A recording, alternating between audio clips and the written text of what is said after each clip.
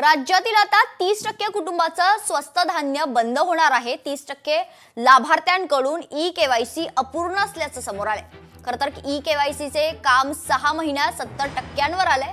स्वस्त धान्याच्या लाभार्थ्यांना राज्य शासनानं ई-केवायसी बंधनकारक केली आहे। मागील 6 महिन्यांपासून पुरवठा विभाग त्यावर काम करत असलं तरी 30% लाभार्थ्यांनी अद्याप ई-केवायसी केली नसल्याने त्यांचा धान्य पुरवठा बंद करण्याची ताकीद देण्यात आली आहे।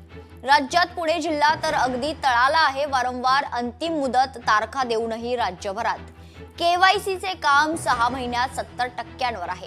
यात ठाणे, भंडारा, वर्धा आघाडीवर असून पुणे जिल्ह्यात मात्र राज्यात सर्वात कमी 54% काम झालंय।